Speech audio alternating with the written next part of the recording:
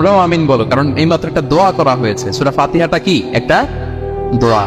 ইদা ওয়াফাকা তা'মিনুকুম তা'মিনাল মালাইকাতি গুফিরা লাহু মা তাকাদ্দামা মিন যামবিহি ওয়া মা তাআখার।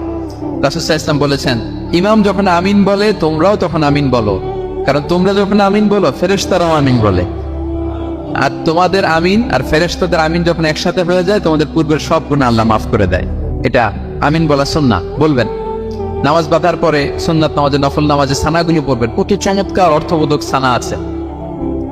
আমরা তো শুধু সুবহানাকাল্লাহুম্মা বিহামদিকা ওয়া তাবারাকা ইসমুকা ওয়া তাআলা জাদ্দুকা শুধু এটাই পড়ি।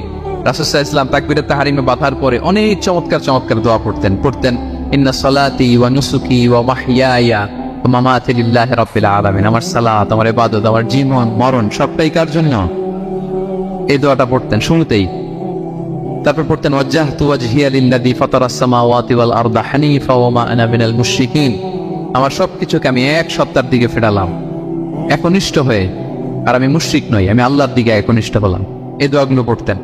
আল্লাহুম্মা বাঈদ বাইনি ওয়া বাইনা খাতায়ায়া কামা বা'আদতা বাইনাল মাশরিকি ওয়াল মাগরিব। আল্লাহুম্মা নাক্কিনি মিন খাতায়ায়া কামা ইউনাক্কা আস-সাওবুল আবয়াদু মিনাদ দানাস।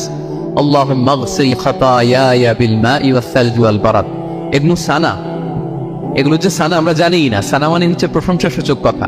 আমরা শুধু সুবহানাকাল্লাহুম্মা ওয়া বিহামদিকা এতটুকুই পড়ি। রাসূল সাল্লাল্লাহু আলাইহি ওয়াসাল্লাম বলতেন, আল্লাহ আমার আর আমার গুনার মাঝে এতটুকু দূরত্ব করে দাও, পূর্ব থেকে পশ্চিম যত দূর আমার আর আমার গুনার বোঝার মাঝে এতটুকু দূরত্ব তুমি করে দাও।